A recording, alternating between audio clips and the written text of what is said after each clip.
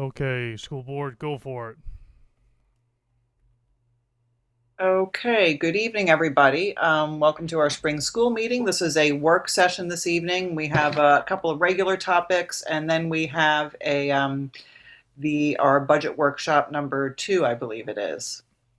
So at this time, Julie, if you could do roll call, please. Sure. Barbara Dayton, Here. Dave Conlon, Here. Tim Frazier, Here. Pat Brayman, I'm here. okay, and Amy Rivera is absent. Okay. Okay, Matt, if you have a flag, if we could all rise for the Pledge of Allegiance, then, please. Or Pat has one. I pledge allegiance to the flag of the United States of America and to the republic for which it stands one nation under God, indivisible, with liberty and justice for all.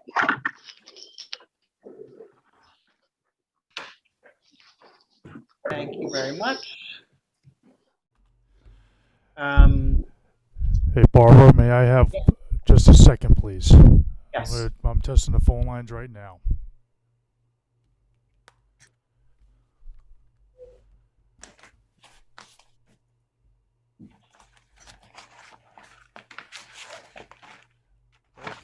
Okay, can everybody hear me? Yes. Perfect. So lines are open and clean. Go right ahead. Okay, thank you so much. Okay, well, Julie, I can't use yours for getting into the agenda either, so I'm just going to wing it here. We've got 2 subjects that we want to speak about before we get into the work session. One of which is regarding bringing students back to school 5 days a week, and the other is Carline. So, Barbara, can we just give a quick update on remote learning and morning extra help before we go into 5 days a week? Sounds great. Okay. Christine? Okay, good evening, everyone. Just give you a quick update on the full remote program. We had a rollout of the full remote program on February 8th. We did not have a huge response to it.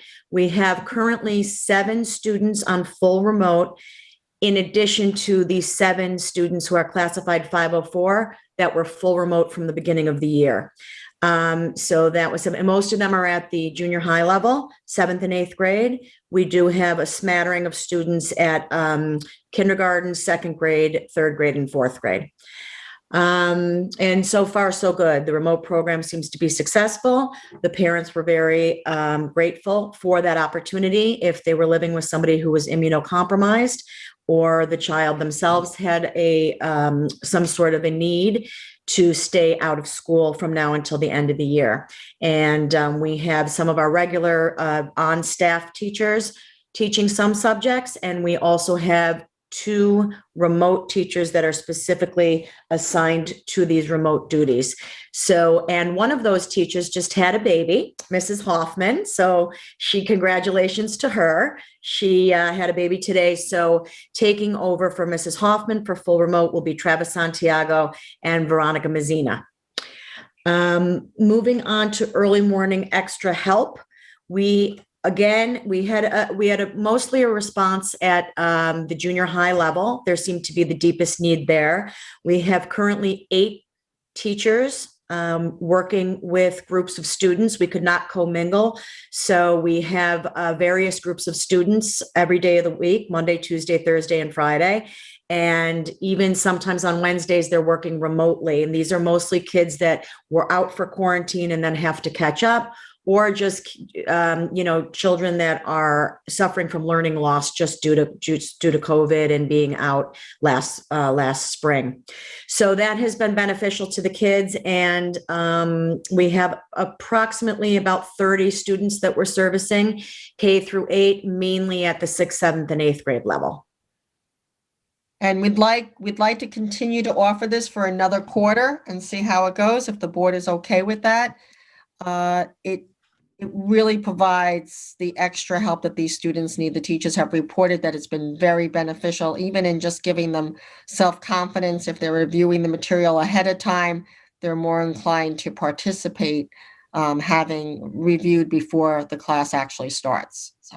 And also, I just wanted to mention that thank you to our transportation department, because we've been able to provide early morning buses to the students whose parents go to work early and can't get them to school at 7:30. So that's been great, and that's really increased participation as well.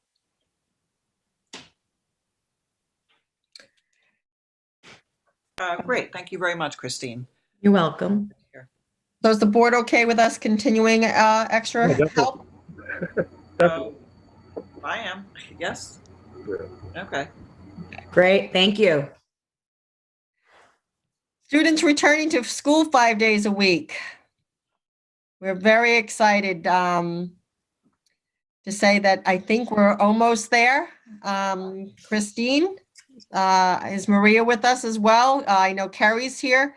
Carrie has found her new passion for scheduling along with Maria Mondini. So I'm very grateful for these two individuals who seem to have a head for this, but it's not that simple when you talk about bringing kids back for the 5th day. It is an entire K-8 scheduling puzzle, and they have successfully managed it, have a little kinks to work out.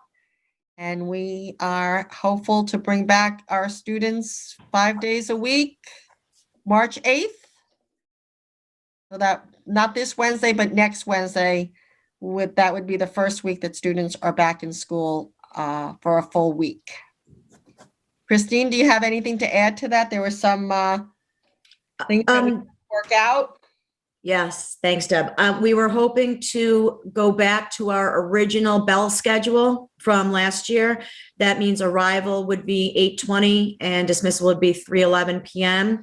We would have 49-minute periods, just like last year before we went out, and with a little cushion in between. The kids will still be staying stationary in their classrooms. They won't be moving around, so that won't change. But the hours will change as far as 8 periods, but longer periods, and arrival and dismissal won't have that cushion. So we were hoping that we might be able to invite parents to drop off their children earlier for early morning drop off to alleviate some of the issues with Carline when we go back to an 8:20 start. That's probably for further discussion, but we thought if we could, between the early morning extra help, early drop off, and then maybe like an 7:45 early drop off, we would get the staffing in place for supervision for that.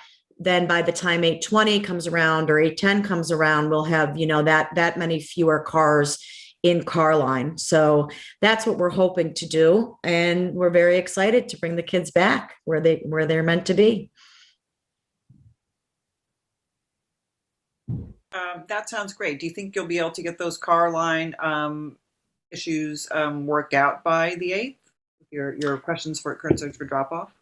Let's talk about Carline for just a minute. I just got off the phone with Ken Averso from the police department.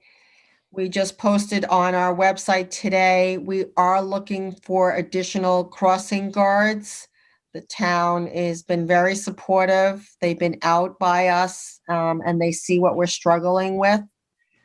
We have allowed our parents to drop off in front of the building, which we've never been able to do before, but unfortunately, we cannot do that safely unless there's a police officer there, and we can't guarantee a police officer there all the time. So Ken would like a couple of more days to talk with Chief Sarlo to come back at this again.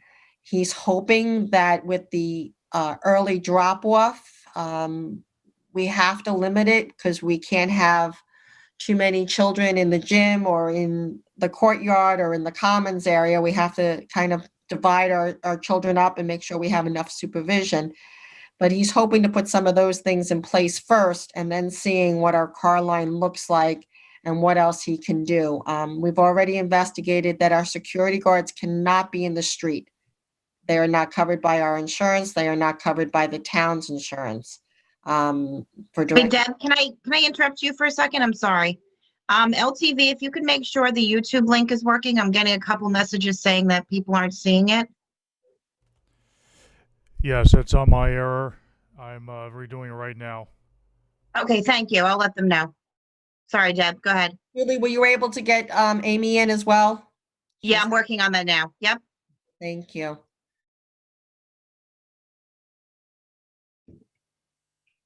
Hey Deb, Yes.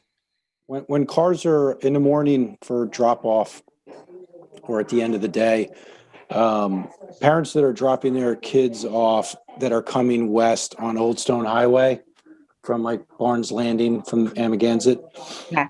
A lot of them, when the line starts to back up on Old Stone Highway before the car line starts to move, those cars coming west like to wait and stop traffic and put the blinker on to turn on to Ed Holtz. And what happens is there's cars behind them who are just trying to pass them, and they start to honk the horn because they just want to continue on Old Stone Highway. Maybe a memo or an email out to parents saying that you should really keep driving to the end of the line, do maybe a turn, maybe in Springs General